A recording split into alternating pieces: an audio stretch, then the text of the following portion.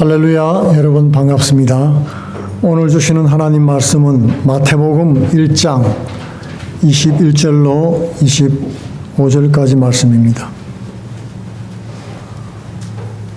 마태복음 1장 21절로 25절까지 말씀 제가 봉독해 드리겠습니다. 아들을 낳으리니 이름을 예수라 하라. 이는 그가 자기 백성을 저희 죄에서 구원할 자이심이라 하니라. 이 모든 일이 된 것은 주께서 선지자로 하신 말씀을 이루려 하심이니 가라사대 보라 처녀가 잉태하여 아들을 낳을 것이요 그 이름은 임마누엘이라 하리라 하셨으니 이를 번역한즉 하나님이 우리와 함께 계시다 함이라. 요셉이 잠을 깨어 일어나서 주의 사자의 분부대로 행하여 그 아내를 데려왔으나 아들을 낳기까지 동침치 아니하더니 나음의 이름을 예수라 하니라. 아멘. 오늘은 임마누엘 예수란 제목으로 은혜를 나누기를 원합니다. 임마누엘이란 말은 하나님이 함께 계시다라고 오늘 성경에서 말씀하셨지요. 유대인은 하나님에 대한 두려움이 있었습니다. 경외심 때문에 하나님 여호와란 이름을 부르지도 못했어요. 성경을 읽을 때 여호와 또는 야훼란 글자가 나오면은 그 이름 대신 주님, 주인님이란 뜻인 아도나이라고 대신 읽었습니다. 모세가 시내산에 올라갈 때도 이스라엘 백성은 멀리서 바라보기만 했지요. 성전에서도 마찬가지입니다. 하나님이 임하시는 지성소에는 아무나 못 들어갔습니다. 대제사장이 1년에 1차에 한 번만 들어갔는데 그것도 자기 죄를 깨끗하게 대속한 후에 들어갔습니다. 그래도 죽을지 모르니까 허리띠에 방울을 달고 이렇게 밧줄을 메고 들어갔었죠. 그런데 그나마 말라기 선지자 후에는 구약과 신약의 중간기가 한 400년 되는데 그 사이에는 더 이상 하나님 말씀이 없었던 거예요. 그래서 성전 기능도 다 마비되고 말았습니다. 유대교는 식물 종교가 됐습니다. 성전 제사도 드리고 많은 양이 죽어나갔지만은 하나님은 그곳에 안 계셨습니다. 오늘 교회에서 설교가 없어진다고 한번 생각해 보십시오. 모임도 있고 찬양도 있고 헌금도 드리고 구제도 하는데 말씀이 없습니다. 그러면서도 바른 신앙을 여러분 가지고 살아갈 수가 있겠습니까? 말씀의 기근이 찾아오는 것입니다. 암흑기입니다. 중세를 가리켜서 우리가 암흑기 그렇게 얘기하죠. 종교의식은 화려하게 살아있습니다.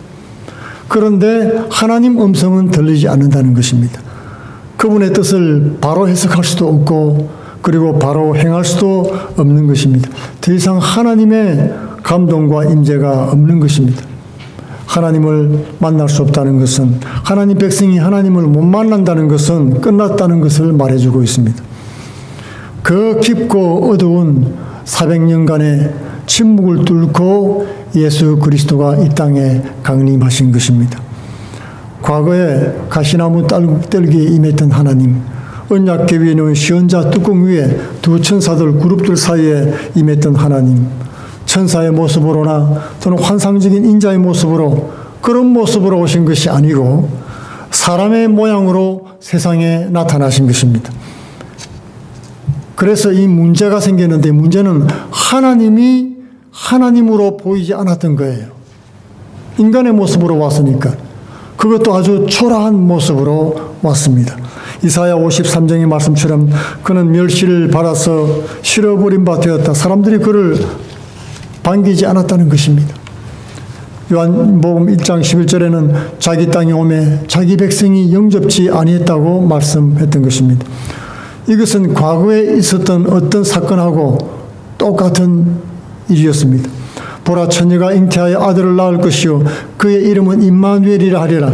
이 말씀은 이사야서 7장 10절로 24절에 나오는 말씀인데 남유다 아하스 왕 때 있었던 얘기예요. 히스기야가 선지자가 아하스 왕에게 하나님께 징조를 구하소서 그렇게 요구했습니다. 그런데 아하스는 나는 하나님께 징조를 구하지 않고 시험하지도 않겠다 그렇게 얘기했습니다. 하나님을 시험하지 않겠다니까 믿음이 참 좋은 것 같은데 사실은 그런 뜻이 아니었습니다. 그는 세상적인 정치적인 감각을 뛰어난 감각을 가진 사람이었죠. 줄다리기 외교를 하고 있었습니다. 그 당시 아수르가 그 대제국이 쇠퇴하고 있었는데 이제 살마네셀 왕이 들어서면서 부흥을 꾀했습니다. 그리고 과거 아수르 왕국의 그 영광을 재현하기 위해서 자신의 왕국에 속한 속국들을 단속하고 정복 전쟁을 다시 벌이고 있었던 때였죠. 그때 유다 왕국 북쪽에는 물론 북이스라엘이 있었고 북동쪽에는 아람이라고 하는 또 큰 나라가 있었습니다. 근데 그 두 나라가 아수르와 동맹을 맺은 제국이었어요. 그런데 이 남유다는 눈치를 보면서 줄다리기 외교를 폈습니다. 그러다가 이 친아수르파인 아람과 북이스라엘의 연합 공격을 받게 된 것입니다. 예루살렘이 포위되었다고 기록되어 있습니다. 예루살렘이 포위됐단 말은 전 국토가 유린됐다 그런 뜻입니다. 옛날의 전쟁은 뭐 요즘처럼 수도를 공략한다든지 이런 게 없고 변방부터 쳐들어오는 거예요. 하나씩 점령에 들어갑니다. 그래서 그 속에 들어있는 식량, 무기, 백성, 군대들을 다 뺏어가지고 약탈하고 그래서 군대를 더 정원하고 그렇게 해서 더 큰 성들을 공략하고 결국에는 예루살렘을 포위하고 함락을 시키게 된 것입니다. 이제 마지막 포위를 당하고 죽을 지경이 되자 뇌물을 주고 겨우 벗어나고 생명을 건졌던 것입니다. 이 아하스는 이스라엘이나 아람 왕들이 왕을 갈아치우고 죽이려고 했기 때문에 늘 두려워하면서 전전긍긍했습니다. 이때 히스기야 선지자가 아하스 왕에게 여호와 하나님을 의지하고 자신의 정치력을 신뢰하지 말라고 권고를 해줬던 것입니다. 여호와 하나님을 의뢰하면 하나님께서 구원하실 것이니까 의심스러우면 무슨 기적적인 정표를 구하든지 징조를 구하라고 아하스 왕에게 권했던 것입니다. 어떤 깊은 데서든지 높은 데서든지 어떤 은밀한 일을 구할지라도 다 하나님께서 보여주실 것이다. 증거를 보여주겠다는 말입니다. 함께 하겠다는 증거, 도와주겠다는 증거를 구하라고 독려했던 것입니다. 그러나 대답은 싫다였습니다. 싫다. 나는 징조를 구하지 않겠다. 필요 없다는 것입니다. 아예 하나님을 안 믿겠다는 것입니다. 못 믿겠다는 거예요. 하나님 말씀이나 조언은 필요 없다. 정치는 내가 너보다 더 전문이니까 간섭하지 말고 그만 놔두라는 것입니다. 내가 알아서 하겠으니 더 이상 하나님께 구하지도 징조를 구하지도 않겠다. 묻지도 않겠다는 것이죠.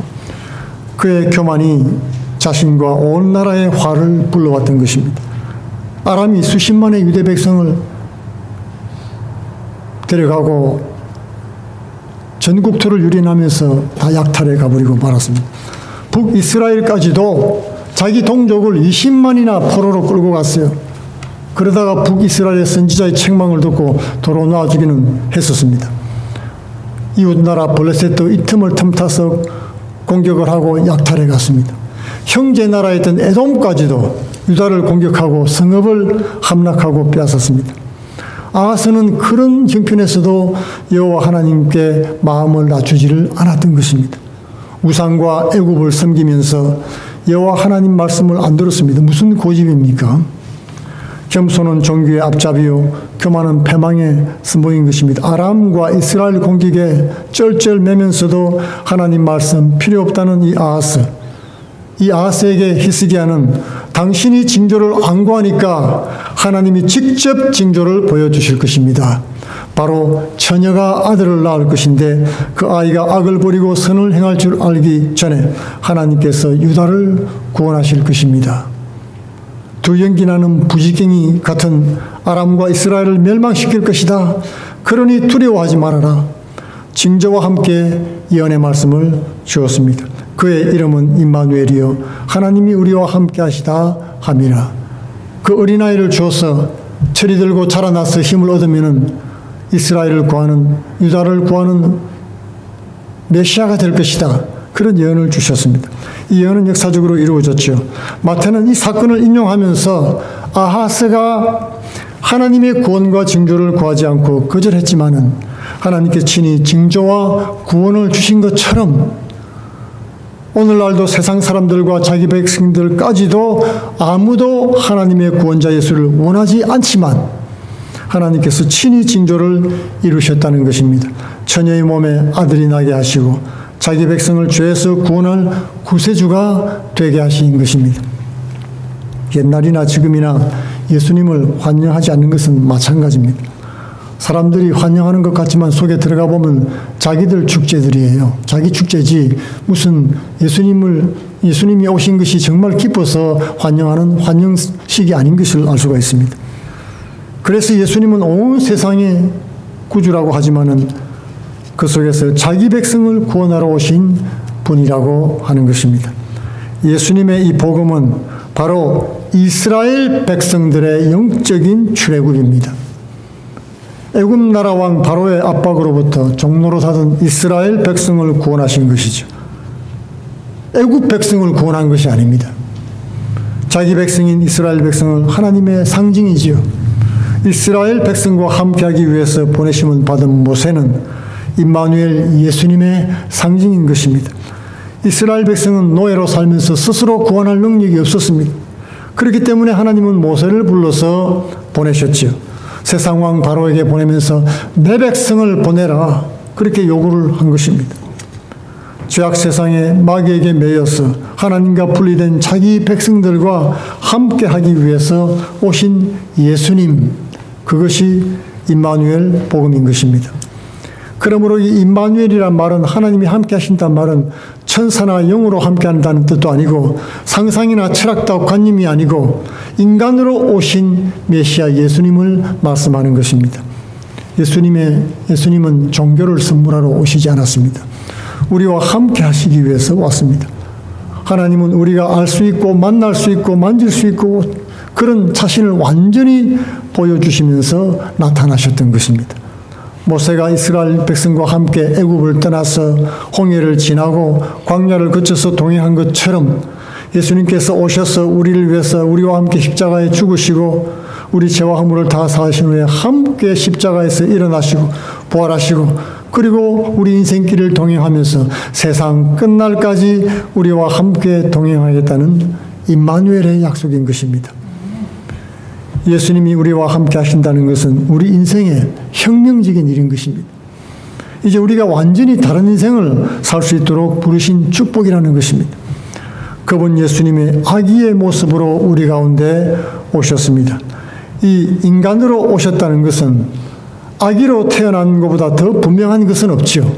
그렇죠. 아기로 태어났다는 것이 바로 인간으로 왔다고 하는 분명한 증거가 되는 것입니다. 신이 인간이 되어 나타나셨다. 이것이 세상에 지혜 있는 자들은 받아들이기 힘든 사실입니다. 그리고 미스터리가 됐다. 비밀이 되었다고 성경은 말씀하고 있는 것입니다. 왜 하나님은 인간으로 이 세상에 오셔야 됐습니까? 이 두 번째 주제의 질문의 답은 바로 우리의 죄 문제를 해결하기 위해서라는 것입니다. 본문 21절 말씀에 아들을 낳으리니 이름을 예수라 하라. 이는 그가 자기 백성을 그의 죄에서 구원할 자이심이라 하니라. 사람들은 예수님을 평화의 왕이라고 얘기하지요. 그렇지 않습니까? 그런데 우리가 성탄절에 기억해야 될 것이 한 가지 있습니다. 그것은 예수님께서 우리의 죄 문제를 해결하기 위해서 오셨다는 사실입니다. 단순히 평화를 주기 위해서만이 아니다 하는 것입니다. 죄 문제가 해결되지 않으면 평화는 없습니다. 묶인 매듭을 풀지 않으면 어그러진 그런 관계는 결코 회복되지 않는다는 말입니다. 예수님은 단순히 우리의 행복을 위해서 오셨다든지 삶의 질을 좀 높여주기 위해서 왔다든지 도덕적인 교훈을 주기 위해서 오신 것이 아닙니다. 사람들은 예수님을 생각할 때 산상수훈을 많이 얘기합니다. 황금률 그런 얘기하죠. 그리고는 위대한 선생이다 그렇게 말씀을 하는 것입니다. 그러나 그것은 성경의 핵심이 아닙니다. 성경은 예수님의 오신 목적을 분명히 밝히고 있는 것입니다. 인간을 죄로부터 구원하기 위해서인 것입니다. 인간의 삶을 불행으로 몰아넣는 것은 바로 죄의 문제인 것입니다. 인간이 저주 아래 있는 것은 죄 때문입니다. 오늘날 정치 문제, 경제 문제가 복잡하고 어려워 보입니다. 그러나 깊이 들어가면 다 죄 문제입니다. 인간 내면에 도사하고 있는 이 죄 문제를 해결하지 않고는 어떤 일도 복이 안 되는 것입니다. 사람들은 죄 문제를 다루기 싫어합니다. 죄의 정의도 애매모호하게 알고 있습니다. 인간적인 실수나 약점 정도로 생각을 하는 것이죠. 인간이 얼마나 교만하게 됐는지 여러분 이 죄를 죄로 여기지 않는다는 거예요. 이 죄와 죄인의 기준이 누굽니까? 자기 자신입니다. 이 세상 사람들은요, 내가 좋아하는 것은 다 죄가 아니라고 생각을 해요. 내가 좋아하면 동성애도 죄가 안 됩니다. 유아 살해 낙태도 죄가 안 됩니다. 내가 좋아하면 마약도 대마초도 죄가 아닙니다. 99%가 그것 때문에 죽어나가도 내가 좋으면 약이라고 하는 것입니다. 도박도 내가 좋으면 노프라고 그럽니다. 거짓말, 속임수, 내게 유익이 되면 눈 감아줍니다. 죄가 안 됩니다. 내가 좋아하는 사람은 온갖 협잡과 사기를 쳐도 좋은 사람입니다. 내가 싫어하는 사람은 무조건 나쁜 사람이고 죄인입니다. 선과 악의 기준이 철저하게 자신의 호불호에 달려있는 것입니다. 죄에 대한 확실한 기준이 없으면 동정녀도 예수님도 십자가도 다 나에게는 맞지 않습니다. 나를 죄인 취급하는데 좋아할 사람은 이 세상에 아무도 없는 것입니다. 죄의 기준은 하나님께 있습니다. 왜냐하면 하나님이 창조주고 우리는 피조물이기 때문에 그렇습니다. 창조주가 선하게 만든 것은 그대로 순종하면 그것이 선입니다. 그리고 그것을 불순종하고 영리로 사용하면 악이 되는 것입니다. 그러니까 악이 죄라는 말입니다. 쉽게 말해서 하나님께서 하라고 하는 것은 안 하고 하지 말라고 하는 것을 하는 행위가 죄가 되는 것입니다. 이 죄는 하말티아란 말을 쓰는데 표적에서 벗어났다, 빗나갔다는 뜻입니다. 경계를 넘어버렸다, 선을 넘었다는 것입니다. 그런 뜻입니다. 그리스도인이 되기 위해서는 이 죄 문제를 해결받아야 되는 것입니다. 아직도 죄 문제가 왔다 갔다 헷갈리는 사람은 레이더의 적군과 아군 식별장치가 고장난 사람입니다. 자신의 호불호를 따라서 선악을 가리는 사람은 결코 하나님의 사람이 될 수가 없는 것입니다. 진정한 성도는 하나님 말씀을 따라서 나 자신이 철저히 죄인인 것을 인정하는 사람입니다. 그리고 죄로부터 돌아서는 것입니다. 그것은 진정한 성도가 되기 위한 절대적인 자격 기준입니다. 교회는 죄인 클럽입니다. 예수님께서도 나는 죄인을 부르러 왔다고 말씀했습니다. 인간의 죄 문제는 인간으로 오신 죄 없는 하나님이 대신 형벌을 받는 것 외에는 방법이 없는 것입니다. 다른 길이 없기 때문에 하나님이 하셨습니다. 사람들이 원튼 원하지 않든 죄인이 스스로 하나님 앞에 나갈 수는 없습니다. 여러분, 갇혀있는 죄인이 아버지 만나러 집에 갈 수 없는 것과 마찬가지인 것입니다. 그래서 아버지가 되신 아들을 대속주로 보내주셨습니다. 이 대속주란 말은 영어로 ransom이란 말을 많이 쓰죠. 랜섬만이란 말도 많이 쓰죠. 인터넷에서 이렇게 정보를 훔쳐가서 돈을 주면은 이 정보를 다시 돌려주는 이 랜섬만이라 그럽니다. 그죠? 보상금 또는 대속금 이렇게 말하죠. 이 대속주란 말은 죄값을 대신 갚으러 오셨다 그런 뜻입니다. 그런 사람이다, 그런 분이다는 뜻입니다. 하나님은 성령 하나님을 예수님과 함께 보냈습니다. 성령님을 뭐라고 여러분 부르십니까? 헬라어로 파라클레테, 우리말로 번역하면 변호사란 뜻이에요. 예수님과 성령 하나님 변호사를 함께 보내주셨습니다. 그리고 우리가 아직 죄인 됐을 때 우리 죄를 성령이 감동 주시는 대로 예수께 다 고백하기만 하면 미쁘시고 의로우신 주님께서 우리 죄를 다 사해 주시고 대신 갚아 주신다는 것입니다. 바로 그 일을 위해서 이 땅에 오셨습니다. 그러므로 예수님 앞에 변호사 되신 성령님께 우리의 모든 숨은 죄를 다 고백하고 인정해야 되는 것입니다. 그래야 예수님이 우리 죄를 대신해서 모두 갚으실 수가 있게 되는 것입니다. 죄를 고백하지 않고 버티면은 죄값을 대신 갚아줄 수가 없다는 말입니다. 예수님은 죄인들의 구세주입니다. 성령님은 죄인들의 변호사이십니다. 그렇기 때문에 나는 죄 없다고 하는 사람에게는 아무 소용이 없습니다. 예수님은 죄인들을 구하기 위해서 이 땅에 오셨습니다. 그러므로 주님 앞에 내 죄를 고백하고 나를 위해서 죽으신 예수님을 인정할 때 구원이 임하게 되는 것입니다. 그럴 때 하나님과 나 사이 막힌 담이 허물어지고 화평케 되는 은혜가 임하게 되는 것입니다. 이렇게 죄의 문제가 해결될 때 참 평화가 오는 것입니다. 멀어졌던 하나님과의 관계가 회복되는 역사가 일어납니다. 인간관계도 마찬가지죠. 여러분, 인간관계 불화를 어떻게 해결합니까? 자신의 죄를 다 고백하고 허물들을 다 인정하는 거예요. 그럴 때 참된 화해와 평화가 임하게 되는 것입니다. 그러므로 임마누엘은 죄인들의 구세주 예수님을 맞는 죄인들의 축제인 것입니다. 죄 없다고 하는 사람은 아무 상관없는 절기예요. 세 번째로 임마누엘은 우리 곁에 항상 계신 하나님을 말씀해 주고 있는 것입니다. 로마의 시스틴 성당에 가면 천장에 벽화가 그려져 있죠. 천장 벽화입니다. 그죠? 마이클 안젤로의 아담의 창조라고 하는 작품이 있습니다. 그 그림을 보면은 하나님이 인간적으로 몸을 쭉 붓고 있죠. 최대한 인간에게 가까이 가기 위해서 온몸을 비틀어 돌리면서 이렇게 손가락을 내밀고 있습니다. 근데 반면에 아담은요, 뒤로 이렇게 비스듬히 앉아가지고 하나님을 향해서 손을 뻗고는 있는데 뭔가 멀어져 가려고 하는 포즈를 취하고 있죠. 그리고 그 손가락 사이에는 간격이 있습니다. 하나님은 인간을 만나기 위해서 처절하게 애를 쓰고 있는 것입니다. 그 손을 뻗고 있는데 인간 쪽에서는 적극적으로 만나려고도 안 하고 마지못해서 뻗고는 있는데 닿으려고 하지도 않는 것입니다.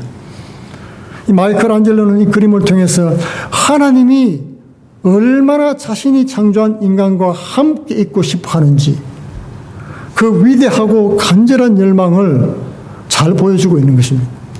그 그림처럼 하나님은 우리가 생각하는 것보다 훨씬 가까이 와 계신다는 것입니다. 우리가 최소한의 노력만 해도 하나님은 거절하지 않고 우리를 만나 주십니다. 그것이 하나님의 아들 예수님이 이 땅에 오신 이유인 것입니다. 오늘 성탄절에는 우리의 가까이 와 계신 예수님, 내 삶 속에 찾아오신 예수님을 만나시는 은혜가 있기를 바랍니다. 로렌스 형제의 하나님의 임재 연습이라는 책이 있습니다. 저도 고등학교 2학년 때 읽었던 기억이 납니다. 토마스 아켄피스의 그리스도를 본받아와 함께 유명한 기독교 고전 중에 하나예요. 책은 이렇게 얇습니다. 그 내용은 너무나 평범해서 뭐 별 대수롭지 않은 내용이다 싶은 정도로 그냥 가벼운 경수필 있죠. 가벼운 경수필. 뭐 그 정도입니다. 일기 정도 수준의 그런 글이에요. 일상에서의 하나님과의 교제를 쓴 그런 글인 것입니다. 하나님과 동행하면서 항상 하나님의 임재를 체험하고 교제하는 그런 내용입니다. 사람들이 하나님을 불편해하고 거절해서 그렇지 하나님은 바로 우리 가까이 계시고 찾을 것도 없어요. 그냥 늘 곁에 함께 계시는 것입니다. 주님은 너무나 친숙한 분이시기 때문에 우리를 거절하는 법이 없다는 거예요. 에녹이 하나님과 동행한 것은 특별한 일이 아닙니다. 너무나 일상적인 것이었다는 것입니다. 예수님과 사귄다는 것은 일상의 모든 일을 다 포함하고 있습니다. 일할 때도, 대화할 때도, 식사를 할 때도, 잠을 잘 때도, 쉴 때도, 오락을 할 때도, 운동을 할 때도, 어떤 상황 가운데서도 매일 매 순간 친구처럼, 가족처럼 함께 하시는 분이신 것입니다. 계시록 3장에는 우리가 외면하고 있을 때도, 우리가 우리 삶 속에 몰두하고 있을 때도 늘 우리의 마음 문을 두드리고 계시는 분으로 나타나 있습니다. 제자들이 실망해서 숨어 있을 때도 예수님은 벽을 뚫고 나타나서 샬롬, 평안하죠? 그렇게 인사를 하셨죠. 고기를 잡을 때도 고기가 많이 잡히는지 물어보셨습니다. 그리고 친히 떡과 물고기를 구워서 식사 준비를 하시는 그런 분이 바로 우리 예수님이신 것입니다. 임마누엘 하시는 주님을 매일 만나고 교제하고 대화하고 인도받는 삶은 하나님 백성들의 특징입니다. 그리고 특권이기도 한 것입니다. 죄인들이 죄지을 마음으로 하나님을 자꾸 피해 다녀서 그렇지 하나님은 항상 우리와 함께 있기를 원하시는 것입니다. 시편 23편에서 다윗은 내가 사망의 음침한 골짜기로 다닐지라도 해를 두려워하지 않을 것은 주께서 나와 항상 함께 하심이라고 고백했습니다. 다윗은 삶이 절박한 그런 위기의 순간에도 하나님께서 함께 하신다는 사실을 느끼면서 두려워하지 않았습니다. 우리 인생 가운데 우리에게 손을 내미시면서 내가 너와 함께 한다고 말씀하시는 그런 주님의 손을 붙잡는 은혜가 있기를 바랍니다. 마태복음 1장에서 소개됐던 임마누엘 예수님은 마태복음 28장 마지막 구절에서 성천하시면서 제자들에게 말씀하셨죠. 내가 세상 끝날까지 너희와 항상 함께 있으리라. 어렵고 힘든 이민자의 삶을 살아가는 우리지만은 임마누엘 주님이 함께 하시니 두려워할 것이 없습니다. 아무리 힘들고 외로워도 임마누엘 주님이 함께 계신 것을 잊지 마시기 바랍니다. 신약 시대를 사는 우리는 종교 생활 같은 그런 뜬구름 잡는 같은 그런 신앙생활은 할 수가 없습니다. 매일 우리의 식탁에 찾아오시고 우리와 대화하시고 힘들고 지친 삶 속에 함께해 주시는 주님이 계십니다. 예수님은 두렵고 부담스러운 그런 하나님이 아닙니다. 아기 예수로 오셨지 않습니까? 나의 친구가 되어주시고 그리고 나를 사랑하셔서 십자가에 죽으신 그런 사랑 많으신 구세주이신 것입니다. 내가 그가 안에 계심으로 우리는 참 평화를 누리고 살게 됩니다. 이제는 내가 사는 것이 아니라 내 안에 그리스도께서 사시고 나를 다스리십니다. 주님만이 나의 유일한 소망이 되시고 이 땅의 절망과 탄식을 걷어낼 유일한 해답이 되십니다. 우리와 함께 하시는 임마누엘 하나님이 오늘도 우리를 부르고 계십니다. 우리 인생의 모든 순간마다 함께 하시는 하나님, 그 하나님과 날마다 교제하면서 동행하는 성도 되시기를 축원드리겠습니다. 지금 기도하겠습니다. 고마우신 아버지, 우리와 함께 하기를 간절히 원하시며 아버지 급기야 사람의 모습으로 나타나소서 우리의 모든 죄와 허물을 사해 주신 사랑의 예수님, 그 하나님의 놀라운 사랑과 은혜를 깨닫게 해주시니 감사합니다. 이제부로는 모든 죄를 고백하며 토설하고 용서받으며 주님과 함께 동행하며 임마누엘 하는 삶을 살게 하여 주옵소서. 예수님 이름으로 기도하옵나이다. 아멘.